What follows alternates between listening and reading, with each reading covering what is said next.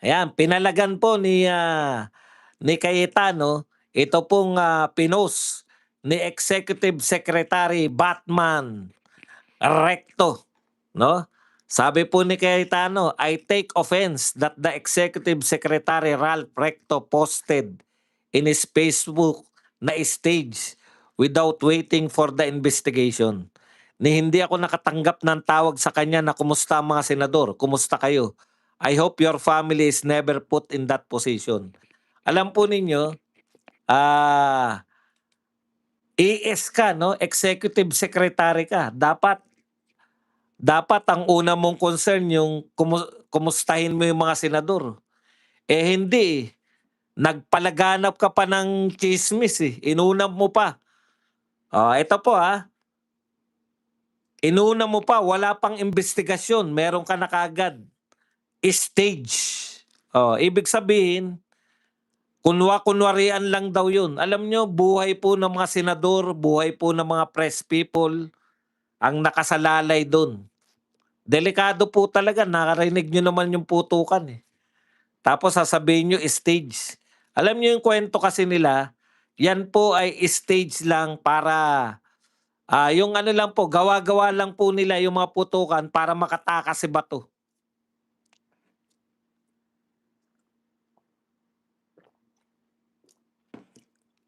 Samantalang ang linaw po, presidente po na po nagsabi, wala akong order na hulihin si Bato. Sabi rin ng NBI, hindi sila naroon para hulihin si Bato. PNP, kaya kami naroon para protektahan ang mga senador at protektahan pati si Bato. Nung nawala na po si Bato sa Senado, baliktad na naman po ang mga kwento. Nung kaputukan pa lang po, naghanap po ng masisisi dahil bait-baitan sila lahat. Hindi kami, hugas kamay sila lahat. Wala nag-utos na hulihin si Bato. Nakita po ninyo? Wala nag-utos na hulihin nung panahon na naghanap yung mga tao. Bakit nyo binabaril bakit nagkakabarilan sa Senado? Pati po presidente, sinasabi niya, hindi niya pinapahuli si Bato. Nung tapos na po, nakaalis na po si Bato. Diyan na po naglabasan, bakit pinatakas, bakit may ganun-ganun, bakit? Nung naroon pa si Bato, wala kayong sinasabi lahat. Ngayon na wala na si Bato, bakit? Sa emosyon lang po ba kayo? Nagsalita na po ang PNP. Ano po sabi ng PNP? No warrant, no arrest. Hindi nila arestuin si Bato dahil wala po silang pinanghawakan na warrant of arrest. Ang dami pa rin po. Akala ko ba kayong mga nagsasalita na laban kay Bato, gusto nyong sundin yung batas?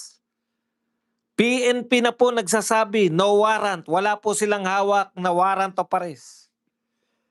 Walang po nag-uutos sa kanila na arestuin si Bato.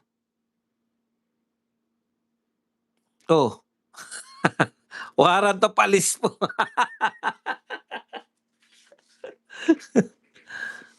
Ano pa? Ano pa sinasabi nyo na si Bato ay pugante, si Bato? Yung mga congressman po, mga madadaldal na congressman, may hawak ba kayong warrant of arrest? Kayo na umaresto. Bakit sinasabi nyo na kriminal si Bato dahil tumakas siya?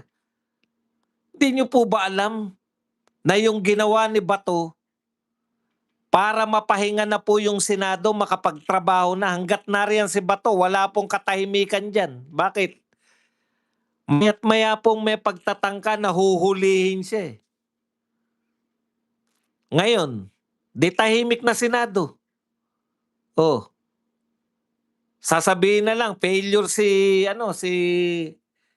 bagong Senate President Cayetano. Igalang nyo naman yung botohan nyo. Kayo na nagbotohan eh. Yung iba pong media, failure kasi hindi nahuli si Bato. Hindi pinahuli si Bato. Tagumpay po ang tawag doon.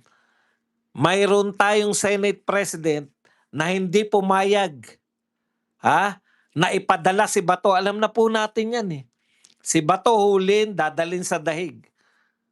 Pati po yung mga tao pong yung mga tao po na gustong hulihin si Bato, gustong ipahuli. Alam po nila na papunta po ng dahig si Bato. Hindi po siya failure.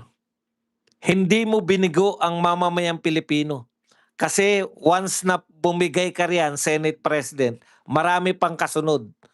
Isusunod nila si Bongo, isusunod nila yung lahat ng mga wanted doon sa ICC.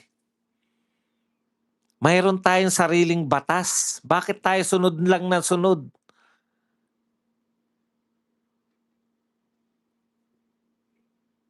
Gusto nyong ipahuli si Bato? Lahat po nagsasabi, pati kami rito. Pag meron po siyang warrant of arrest mula sa local court, pwede po, payag po siyang hulihin. Dito, haharapin niya po. Sinasabi niyo, duwag si Bato? Duwag ba yan? Alam niya ngang huhulihin siya. Nagpakita pa rin sa Senado. Pag wala si Bato, sinasabi niyo duwag. Pag dumating si Bato, bakit ka narito? Ibig sabihin, ang concern ninyo, yung boto ni Bato. Siya yung naging pan-13. Siya yung naging dahilan kung bakit napalitan si Tito Soto. Bakit ba gustong-gusto nyo si Tito Soto? Sa mga media po natin, alam nyo po ba na itong Senado na to, lahat nagdedeklara. Ito, sa panahon ni BBM, naganap ang pinakamalaking pagnanakaw sa kaban ng bayan. Lahat po nagdedeklara. Maski si BBM, sinasabi niya yan. Maski yung lahat po ng tao. Pero sa panahon po, kaya po tumalima si Rodante Marcoleta bilang Blue Ribbon Committee Chairman. Ano pong ginawa ni Rodante Marcoleta? Nag-imbestiga. Gustong malaman kung sino yung malalaking tao na involved dyan sa pinakamalaking nakawan. Pero ano pong ginawa ng mga senador? Kinudita si Chis Escudero para po matanggal si Marcoleta, pinalitan ni Ping Lacson. Walang ginaganap na. Yan ang gusto nyo? Walang investigasyon sa mga nakawan? Good evening, Sir Badong. Kakalungkot nangyayari sa Pilipinas. Ma'am Beng Patrick, kami po tuwan-tuwa kasi nawala na po sa Senado si Bato. May chance na po siya na mamuhay ng hindi niya kasama hindi po namin sinasabi na masamang kasama si Tatay Digong ngayon. Pagkitil po sa kalayaan ni Bato yan.